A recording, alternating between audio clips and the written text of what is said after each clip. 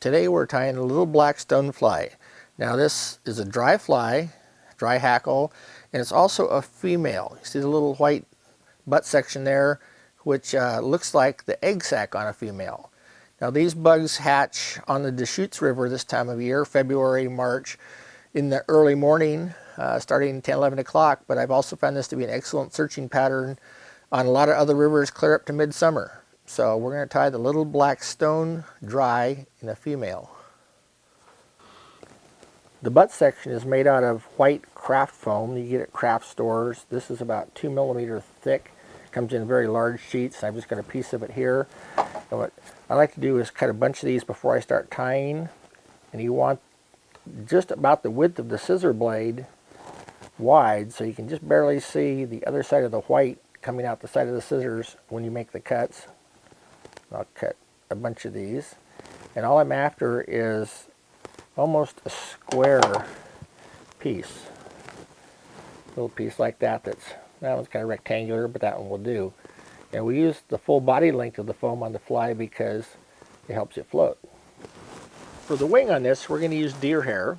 This is a really fine textured hair that comes from the Columbian Blacktail Deer. It ranges in Oregon and Washington, kind of west of the Cascade Range. It's a lot finer than mule deer or even fine whitetail hair. So we're just going to take a little clip of this and take that. It's got a fairly good amount of fuzz in the base. So we're just going to use our fingers and just kind of pull the fuzz out. Then it's going to go tips down into our hair stacker. If you've never used a hair stacker before, it's just a two-part device that you have to tap and vibrate in some form to get the hair tips all to go down to the base. You don't have to sit and pound on the table and drive people around you that are tying nuts. All it takes is a little bit of vibration. I usually just use my knuckle. And that causes the hair tips to vibrate down, and when you slide it apart, pretty much all the hairs are very nice and even. We got one that's sticking out there a little long, but we'll get rid of that when we tie it into the fly. So to tie this, we're going to start with some black Uni-thread, size 6/0, and we're going to cover the hook shank. Most of my dry flies I will tie with Uni-thread in 8/0, unless I am working with deer hair, because if you use too fine of a thread tying in deer hair, it's very easy to cut the deer hair and lose your wing. So we're going to wrap the shank here down about to where we want the little white egg sac to start. We take one of our little pieces of foam that we cut and just lay it right along the back of the shank there where your thread is. A couple loose wraps around it and pull down. The reason you do the 2 loose wraps and pull straight down is because you don't want the material to move. If you just start with your bare thread and put a lot of pressure on it, the tendency is to pull the material across and you'll get a tail or a wing or whatever you're tying in that sits to one side. So we're just going to hold it there, make our 2 loose wraps, pull straight down and seat that little tail section, little egg sac right there above the back of the hook so it's nice and straight. Now I'm going to take and cut the foam off. Now I cut that foam fairly long because if I wrap it down with the thread, it becomes extra flotation, kind of like a little life jacket underneath the body of the fly. So I'm going to start and go over it and secure it down, squeeze it down fairly tightly. And being a closed cell foam, it's going to hold its little air bubbles in it and help float this fly even when the fly gets wet. So now we're back to the very back end where our little egg sac is, and I'm going to use a dubbing loop. Go up a little bit, make a loop of thread, back to the wraps where the white starts right there. I'm going to set my loop aside, run back up to the front of the fly. If you haven't seen my video on tying with a dubbing loop, that's also on YouTube. So now I'm going to put in a body, and this is my black Stonefly dubbing that I blend. It just takes a tiny, tiny pinch of this. Very little at all.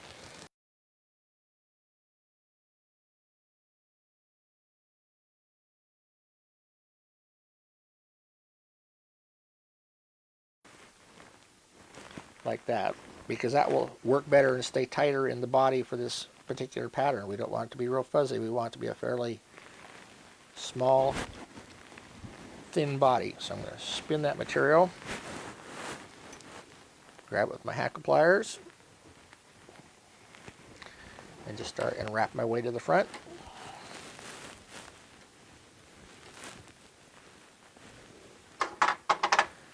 Until I get up about to where I want my wing to start. Once I'm up there where the wing should start, I'm just going to wrap over that.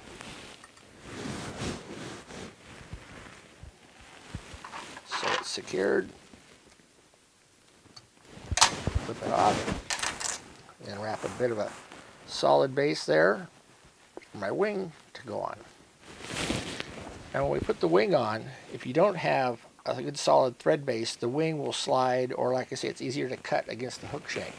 So our hair stack, the long one there, so I'm going to take the whole stack out and get rid of that extra long one.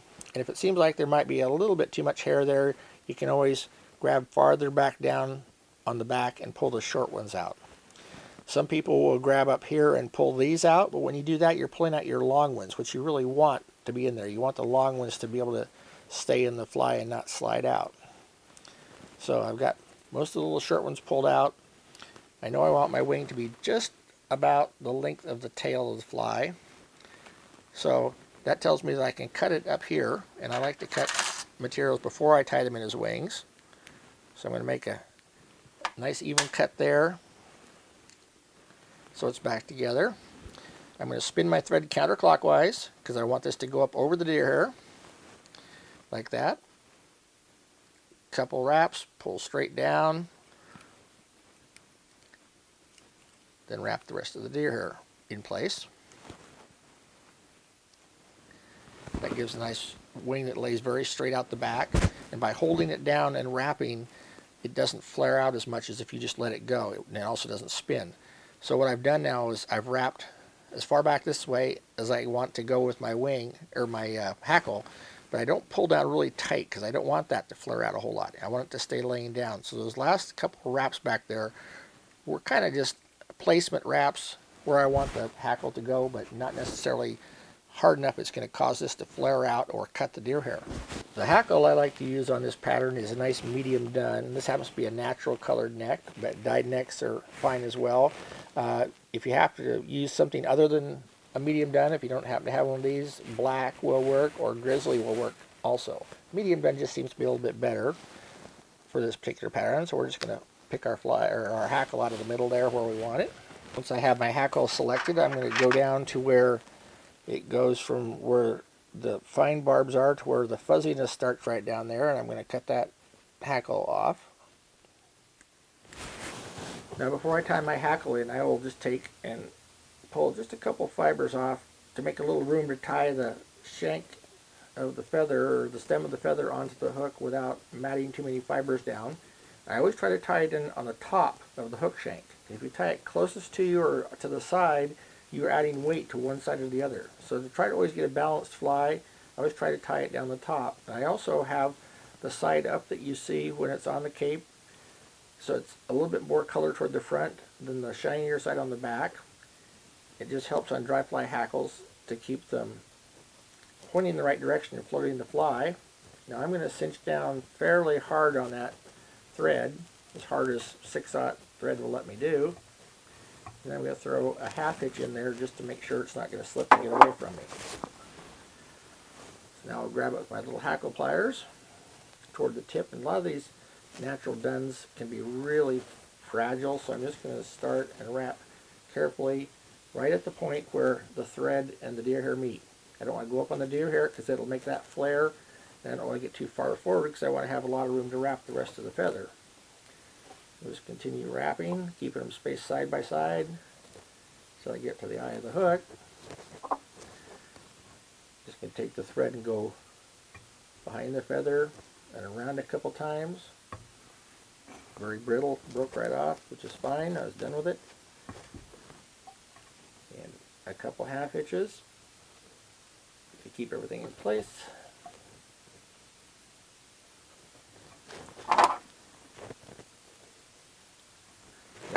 completed fly, other than a little drop of head cement, and I tend to use just an older lacquer, just a standard common lacquer, and a bottle like this where I can put just the tiniest drop on this, because all I want to do is to cement that thread in place. I don't want it to soak up into the feathers or go back into the wing. I want just to secure that thread so it's not going to come unwrapped. There's the finished fly.